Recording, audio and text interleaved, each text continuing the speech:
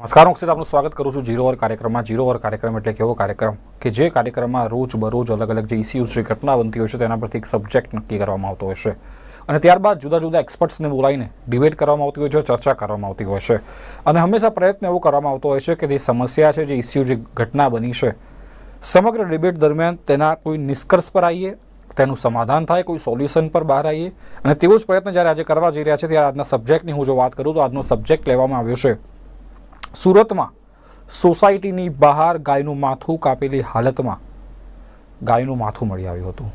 ખરેખર આ ચિંતાજનક બાબત છે। કોના દ્વારા કાવતરું કરવામાં આવ્યું હતું અને એના કારણે સુરતમાં જે અરાજકતા ફેલાઈ છે તેને લઈને આજનો સબ્જેક્ટ લેવામાં આવ્યો છે। આ સબ્જેક્ટનું ખાસ ટાઇટલ આપવામાં આવ્યું છે યે કોમી આગ કબ બુઝેગી અને અમારી સાથે વધુ ઇનપુટ્સ આપવા માટે સ્ટુડિયોમાં ઉપસ્થિત છે અશોક શર્મા કે જેઓ શિવસેનાના નેતા છે। અશોકજી, આપનું સ્વાગત છે અને સાથે જ સંત જ્યોતિર્નાથજી જેઓ ધર્મગુરુ છે તે પણ જોડાયા છે। સંતજી, આપનું સ્વાગત છે। અશોકભાઈ, ये आग कब बुझेगी, बुझनी चाहिए या नहीं चाहिए? આજે સુરતની અંદર ઘટના ઘટી છે, એકદમ ઘોર નિંદે કૃત્ય છે। એની કૃત્યની અંદર જે આખા સુરત ને આખા ગુજરાતમાં જે આગ ફેલાવવાની જે પણ વિધર્મીઓ કોશિશ કરી છે એમને તાત્કાલિક ક્યાંકથી પણ જબ્બે કરીને એમને સામે લાવીને દંડ આપવો જોઈએ, કડકમાંથી કડક દંડ આપવો જોઈએ।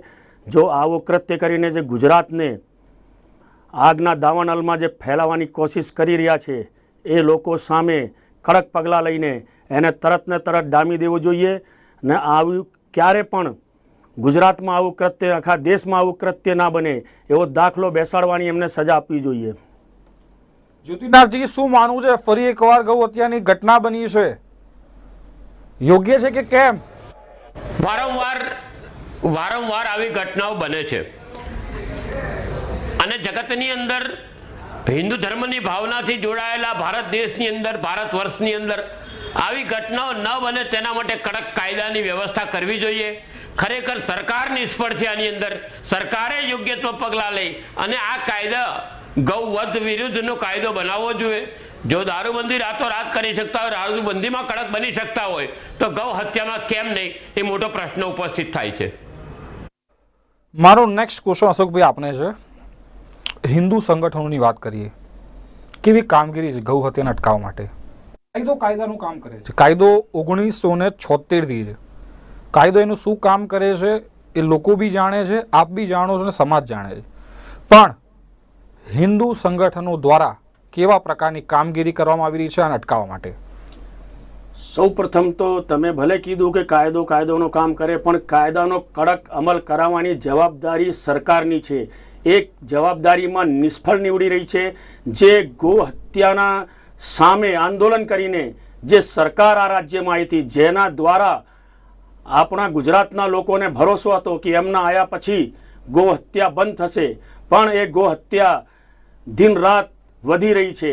એની સામે જે ગો ભક્તો છે, જે ગો સેવકો છે, જે ગોરક્ષકો છે એ વર્ષોથી કામે લાગી રહ્યા છે। એમના દ્વારા જેટલી ગોવંશની જે પણ હિફાજત થઈ રહી છે એ લોકો દ્વારા થઈ રહી છે। એ લોકો પોલીસને સાથે લઈને વ્યક્તિગત રૂપે પોતાના જાનના જોખમમાં મૂકીને આ કાર્ય કરી રહ્યા છે। એના દ્વારા જ થોડું દેખાય છે, જે અમુક જે પકડાય છે એ લોકોના પ્રયત્નથી પકડાય છે, સરકારના પ્રયત્નોથી કે કાયદા વ્યવસ્થા જાળવવાવાળા લોકોના પ્રયત્નોથી નથી, એમના દ્વારા એ પકડાઈ રહ્યા છે। જે પણ તમને આંકડા દેખાય છે એમની પાછળ જે ગોરક્ષકો છે એ પોતાની જાનના જોખમમાં મૂકીને એમની સામે લડીને પોલીસ દ્વારા એ કામ એમની જે છે રોકવાના પ્રયત્નો કરી રહ્યા છે। એટલે ગોરક્ષકો બિરદાવવાના પાત્ર છે।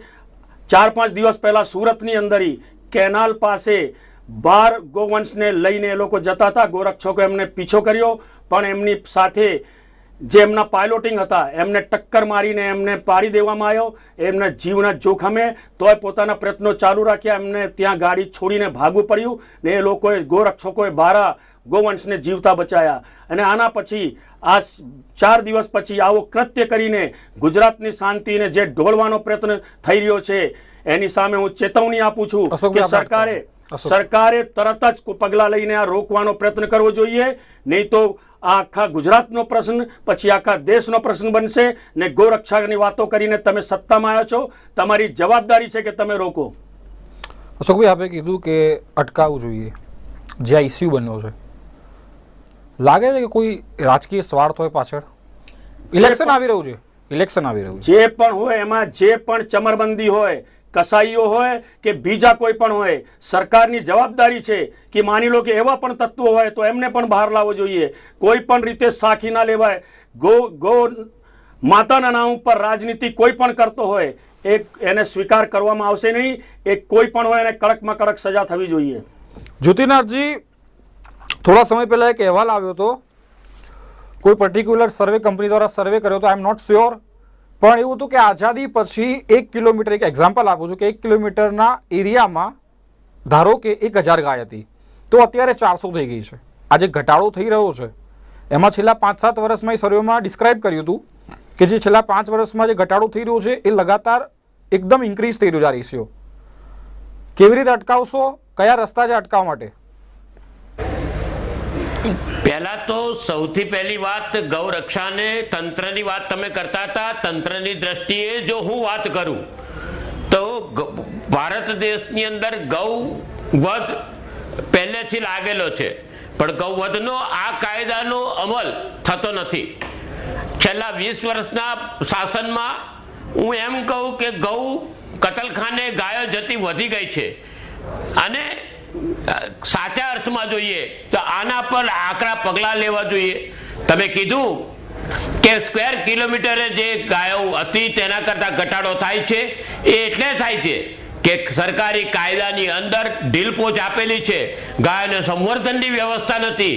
ગાયો શહેરની અંદર તો તમે સમજો છો કે જે અર્બન છે ત્યાં ઢોર ઉછેરવા જ મુશ્કેલ છે, ત્યાં કોર્પોરેટ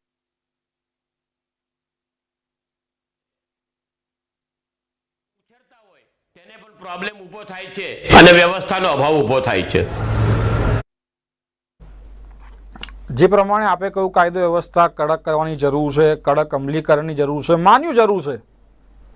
આપ વિરોધ કરો છો, એક્સેપ્ટ કરું છું. આપ જ્યારે સંત તરીકે કામ કરી રહ્યા છો, અનેક ધર્મગુરુઓ કામ કરી રહ્યા છે આની પાછળ. મારો આપને સવાલ છે, આપ એટલે કે હું ધર્મગુરુની વાત કરીશ કે ધર્મગુરુઓ દ્વારા કેવા પ્રકારની કાર્યવાહી હાથ ધરવી જોઈએ અટકાવવામાં? ત્યાં કાયદો કડક બન્યો, ગૌ રક્ષક માટે કાયદો કડક બન્યો. કાયદો કડક ગૌ વધ માટે નથી બન્યો. આ દુઃખની વાત છે આપણા માટે. આન્સર તમે નહીં આપ્યો, હું તમને એ જ પૂછવા માંગુ છું. ધર્મગુરુઓ દ્વારા તમે કીધું ગવર્મેન્ટે આમ કરવું જોઈએ, ગવર્મેન્ટ નથી કરતી, ચલો માની લીધું, તો ધર્મગુરુઓની પણ જવાબદારી છે સર. કેવી રીતે ન્યાય લાવશો? પોતાનું કાર્ય કરે છે, ધર્મગુરુઓ પોતાની ગૌશાળાઓ ડેવલપ કરે છે, ધર્મગુરુઓ ભાષણો આપીને પ્રવચનો કરીને ગ્રામ્યમાં લોકોની જાગૃતિ લાવે છે, ધર્મગુરુઓ લોકસેવા માટે છે. ધર્મગુરુઓ તો કરે જ છે, પણ જ્યાં સુધી બે હાથ તાળી ના વળે, જ્યાં સુધી સરકારનો સાથ ના હોય, ત્યાં સુધી ધર્મગુરુઓ એકલા શું કરી શકશે? આ પણ એક મોટો પ્રશ્ન છે. સમાજને ધર્મગુરુઓ પાસે અપેક્ષા અનેક છે. જે કરો છો that is good, that is fine, પણ હજુ પણ વધુ કરવાની જરૂર લાગે છે આપને? એટલે હવે અમારે તલવાર લઈને ઉતરી પડવાનું. જેવી રીતે ગોધરાના પાછા થાય તેવી રીતે અમારી પર બી પાછા થાય તેવી અપેક્ષાઓ પ્રજાને હોય. તમે એ બી કરીશું.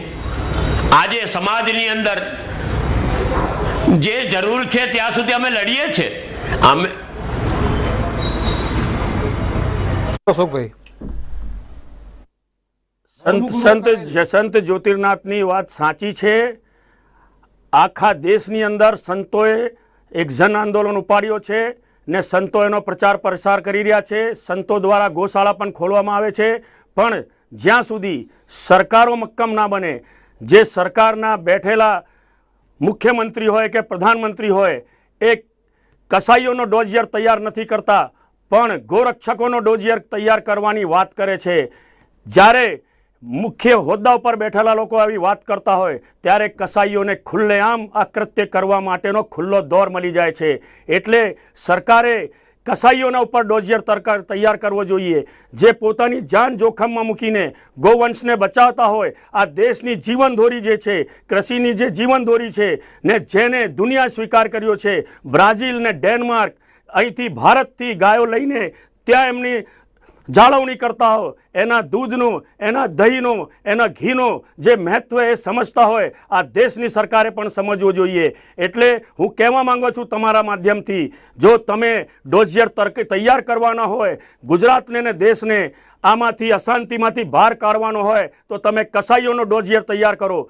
કેમ કે અમે જ્યારે પકડીને આપીએ છીએ ત્યારે શું થાય છે કે ડ્રાઈવરો જ પકડાય છે, પણ આ ગાડી કોની છે, એ ક્યાં માલ, એક ગોવંશ કોણ લાયો, ક્યાં જતો હતો, ક્યાંથી કપાયો, કોની પાસે જતો હતો, એના ઉપર ક્યારે પણ કોઈ એક્શન લેવામાં આવતા નથી. એમનો ક્યારે પણ ડોઝિયર તૈયાર કરવામાં આવતો નથી. એટલે ડ્રાઈવર તો એમને અત્યારે બેરોજગારી છે એટલે કે 10-5 હજાર વધારે આપીને મળી જાય છે, એમના ઉપર જ એક્શન લેવામાં આવે છે. પણ જ્યાં સુધી કે ગોવંશ કોણ કાપતો હતો અને ગોવંશ ક્યાં વેચાતો હતો એ લોકોને પકડીને પાસામાં નાખવામાં ના આવે, એમના ઉપર જે ગોવંશ કાનૂન છે લાદવામાં ના આવે, ત્યારે આ ચાલતું રહેશે. પણ અમે આ ચાલવા દઈશું નહીં. અમારા ગોભક્તો આખા ગુજરાતમાં અત્યારે કામ કરી રહ્યા છે, એનાથી પણ વધારે કામ કરશે. ને જેમ અમારા સંતજીએ કીધું, જો જરૂરત પડશે તો તલવાર લઈને પણ રોડ ઉપર ઉતરીશું, પણ આ ચાલવા દઈશું નહીં.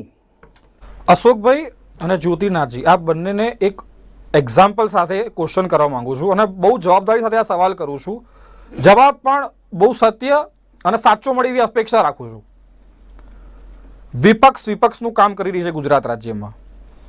છેલ્લા કેટલાય સમયથી ગવર્મેન્ટ દારૂબંધી માટે પ્રયત્ન કરતી હતી, પરંતુ એક છોકરો અલ્પેશ ઠાકોર આંદોલનો કર્યા, મહેનત કરી, અંતે સરકારને ઝૂકવું પડ્યું અને દારૂબંધીનો કડક અમલ કરવો પડ્યો. આપને પણ હું પૂછવા માંગુ અશોકભાઈ અને સંતજી, આપને પણ પૂછવા માંગુ છું, ખરેખર હજુ એક એવા અલ્પેશ ઠાકોરની જરૂર છે કે જે ગૌમાંસની હત્યાનું... હવે સાંભળો તમે પૂરી વાતને. હવે ખરેખર એવું છે કે સંતોની લડત આજથી નહીં વર્ષોથી ચાલુ છે, લડી રહ્યા છે. અને સાચા અર્થમાં જોઈએ તો આ સરકાર દારૂબંધીમાં જેવી રીતે કડક બની એવી રીતે અહીંયા એટલે કડક નથી બનતી કે આ સરકારોના પક્ષ, જે સત્તાધારી પક્ષો છે, તેમને કતલખાનાઓથી જોઈએ તેટલું દાન મળે છે અને દાનના અટકાવવા માંગુ છું. પગલા લેતા ખચકાય છે. જ્યોતિનાથજી, હું આપણે અટકાવવા માંગુ છું. પર પગલા નથી લેવાતા. દારૂમાં એ પ્રકરણના પ્રોબ્લેમ નથી અને અમે તો જાહેરમાં તૈયાર છે. અમે તો યાત્રા તૈયારી કરી રહ્યા છે. સુરત સુધીની, વાપી સુધીની યાત્રા અમે બહુ ટૂંક સમયમાં ગૌરક્ષા યાત્રા કાઢવાના છે. આના માટે ને લોક જાગૃતિ માટે લોકોને જોડવા તૈયાર થયેલા છે. મારો ક્વેશ્ચન આપને ફરી છે, દારૂબંધીની બી અનેક વાતો થઈ છે, પણ અલ્પેશ ઠાકોર દ્વારા જે આંદોલન કર્યું, જે દબાણ આવ્યું સરકાર પર, એ પછી અમલ થયો છે. સર, હું એ આશા રાખું છું આપણી પાસેથી. હા, તમારી સાથે અમે સહેમત છે, પણ મેં તમને કીધું એમ, આ લોકોને તો જે આ સરકારો છે, તેમને જે ફાઇનાન્સરો છે, આ સરકારના જે દાતાઓ છે, તેમાં 80% દાન તો ફક્ત કતલખાનાથી આવે છે સાહેબ. એટલે આ લોકો અમને દબાવે છે, એટલે ગૌરક્ષકોને પાસા થાય છે, એ વિચારો. અલ્પેશ ઠાકોર ઉભો થવાની જરૂર છે ગૌ હત્યાના ટોપિકને અટકાવવા માટે. પિંક રિવોલ્યુશન જે બહુ સરસ રીતે બધા બોલતા હોય છે, પિંક રિવોલ્યુશનનો બિઝનેસ, એક્સપોર્ટમાં ઘણી સબસિડી મળતી હોય છે, ઇમ્પોર્ટમાં સબસિડી મળતી હોય છે. આજે બિઝનેસ જે ગ્રાફ વધી રહ્યો છે, અટકાવવા માટે હજુ એક અલ્પેશ ઠાકોરની જરૂર છે. શું માનવું છે આપનું? ગૌરક્ષા માટે વર્ષોથી આંદોલન થયા અને ગુજરાતમાં કડક કાનૂન છે જ, પણ એના અમલની જરૂરત છે. ને માની લો કે ગૌરક્ષાને ને ગૌવંશ હત્યાને અને દારૂને સાથે જોડવામાં ના આવે. અલ્પેશભાઈએ જે કામ કર્યું બિરદાવવા લાયક છે, અમે એમની સાથે છીએ, પણ ગૌરક્ષાના કડક કાનૂન છે જ, એમને અમલમાં લાવવાની જરૂર છે. ને અત્યારે હું તમને કહું છું, શું દારૂનો કડક કાનૂન બનાવ્યા પછી દારૂ અહીંયા મળતો નથી, દારૂ અહીંયા વેચાતો નથી, દારૂ પીતા નથી? સરકારે કેટલાક તરીકાથી છૂટ આપીને સરકાર જ દારૂ વેચે છે. એટલે કે કાનૂન બનાવવા નથી કંઈ મતલબ નથી, કાનૂન કડક અમલમાં જોઈએ. જે માની લો કે શું કાનૂન છે તો ગૌહત્યા નથી થતી. અમે જે શહેરમાં રહીએ છીએ એમાં ગૌહત્યા થાય છે. ને જેમ તમે કલ્પેશભાઈની વાત કરી, એટલે જ્યાં રહેતા હોય ત્યાં દારૂ મળતો જ હશે. એમને જે કામ કર્યું બિરદાવા છે, એવી રીતે ગૌરક્ષા માટે પણ થવું જોઈએ ને અમે કરીએ પણ છીએ. પણ શું છે, કાનૂન બન્યા પછી એનો અમલ થાય છે કે નહીં થાય છે, અમલ કરો છો કે નહીં કરો છો, જે સરકારની ઢીલી નીતિ છે, જે બીજા લોકોને પંપાળમાં વોટની રાજનીતિમાં જે પંપાળવા માટે એમને ખુલ્લો દોર આપવામાં આવે છે, એનાથી અમારો વિરોધ છે. આ બંધ થવો જોઈએ. એના લીધે આવા કૃત્યો થાય છે અને આખા ગુજરાતને ભડકે બળવું પડે છે.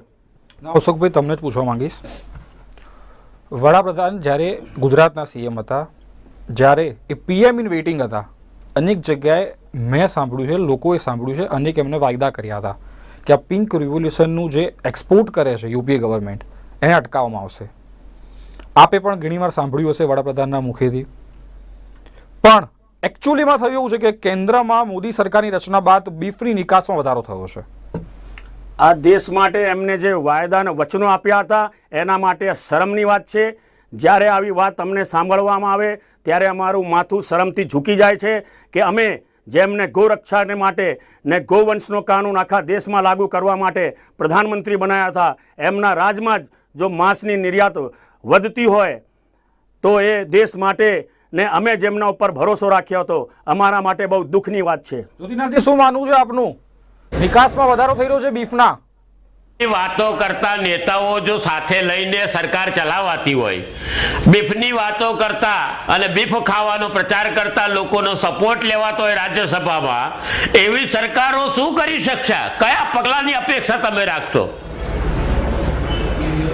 જે થતું હતું એનાથી વધારો થયો છે નિકાસમાં. સવાલ એ છે સર,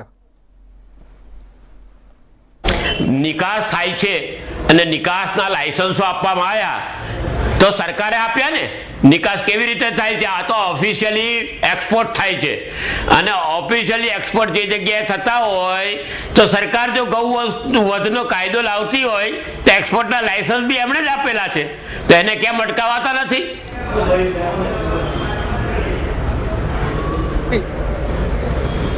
હિન્દુ સંગઠનોની કામગીરી વતી ધર્મગુરુઓ દ્વારા કામ કરવામાં આવી રહ્યું છે, પરંતુ આ સમગ્ર પ્રોસેસમાં સૌથી ઇમ્પોર્ટન્ટ કી ફેક્ટરની વાત કરીએ, પોલીસ તંત્ર. કેવા પ્રકારની કામગીરી માનો છો આપ પોલીસ તંત્રની? પોલીસ તંત્રનું કામ અત્યારે એવું છે કે જ્યારે કઈ વસ્તુ થઈ જાય એના પછી આવીને પોતાની જોર અજમાઈશ કરવાની, પોતાની તાકાત બતાવવાની. જે રીતે અત્યારે સુરતની અંદર લોકો ઉપર લાઠીચાર્જ કરવામાં આવી રહ્યો હતો, ટીયર ગેસના સેલ છોડવામાં આવી રહ્યા હતા, પણ એમને પહેલાં જ જો કડક રીતે કાનૂનનો અમલ કર્યો હોત તો આવી પરિસ્થિતિ ના સર્જાત. આટલા વર્ષથી ગુજરાતની અંદર ગૌવંશ હત્યાનો કાનૂન લાગુ છે, કડક કાનૂન છે, એમાં જો કડક કામગીરી કરી હોત તો આવી કોઈની તાકાત નહીં કે આવું વિચારી શકે. એમાં જે પણ રાજનીતિ પણ કરતો હોય એને તમારે શોધવું જોઈએ, એના માટે પ્રયત્નો કરવા જોઈએ. એની જગ્યા તમે સામાન્ય જનતા ઉપર લાઠીચાર્જ કરીને પોતાને બલવાન સમજતા હો. એટલે સંપૂર્ણ રીતે ગુજરાતની અંદર ગૌવંશ હત્યા જે બંધીનો કાનૂન છે એને સફળ બનાવવા માટે પોલીસ નિષ્ફળ થઈ છે. જ્યોતિનાથજી, શું માનવું છે? પોલીસની કામગીરી કેવા પ્રકારની છે? એકદમ મોદી. હું હમણાંનો દાખલો આપું. બનાસકાંઠામાં અમે લોકોએ માહિતી આપી છે કે આ ટ્રકનો 6નો પરમાણુ છે, ભેંસની તેની જગ્યાએ વધારે ભેંસો જાય છે. રાત્રે જ્યારે પકડવામાં આવે છે તો પોલીસ અમે તમને વિડીયો બતાવવા તૈયાર છે. પોલીસ એમ કહે છે કે અમે કોઈ એક્શન નહીં લઈશું. ઉપરથી ગોધરામાં આવું ઉત્તમ ગૌવધ અટકાવવા માટેનું કામ કરતા લોકોને પાછા કર્યા પોલીસે. આટલી ઉત્તમ કામગીરી પોલીસ કરે છે ભાઈ. જ્યોતિનાથજી, આપને પૂછવા માંગુ છું, પોલીસ તંત્રની કામગીરી બરાબર નથી, સરકાર કડક કાયદાનો અમલ નથી કરી શકતી, ધર્મગુરુઓ એમનાથી થતું હોય એટલું કરી રહી છે, તો જનતા ક્યાં જશે સર? સામાન્ય પ્રજા કોની જોડે જશે, કોની જોડે અપેક્ષા રાખશે? ધર્મગુરુને શ્રાદ્ધ આપવો જોઈએ. જનતાએ બજારમાં નીકળવું જોઈએ. જ્યારે આપણે 65% પ્રજા હિન્દુ ધર્મની સાથે જોડાયેલી હોય તો એ 65% શું નમાલા થઈ ગયા છે? એ 65% પોતાની માં મરતી હોય, માં પછી જો કોઈનું દૂધ પીવાતું હોય ને તો તે ગાયનું દૂધ પીવાય છે. એ માને તમે જ્યારે કતલ થતું હોય ને તમે ચૂપ બેસી જશો તો આ પ્રદેશની જનતા કાયર છે, પાયમાલ છે, એવું કહેતા હું શરમાતો નથી.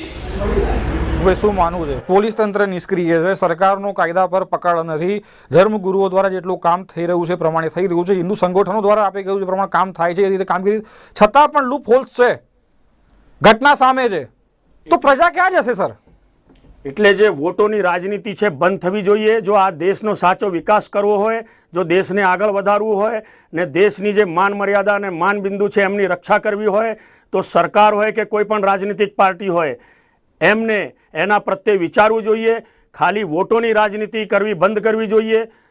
ખાલી વોટોની રાજનીતિ કરીને વોટ લઈને પછી 5 વર્ષ સુધી પોતાની દાદાગીરી ચલાવવાની, પોતાની મનમરજી ચલાવવાની એ બંધ કરવી જોઈએ અને જનતાએ વિચારવું જોઈએ કે કોણ લોકો છે.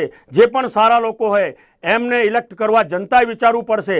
જેમ મહારાજે કીધું એ રીતે એમને પોતે કમજોર ના બનીને એ દિવસે વોટિંગના દિવસે જે પણ, હું નથી કહેતો કે શિવસેનાના, કોઈ પણ પાર્ટીનો જો સાચો માણસ હોય જે કંઈ કરી બતાવવાની ક્ષમતા રાખતો હોય એવા માણસને જ આગળ લાવવા જોઈએ. કેમ કે જ્યાં સુધી સાચાને મજબૂત ને દેશના માનબિંદુને રક્ષા કરવાવાળા દેશભક્ત લોકો આ દેશમાં ચૂંટાઈને નહીં આવશે તો દેશની પરિસ્થિતિ આનાથી વધારે ખરાબ થતી જશે.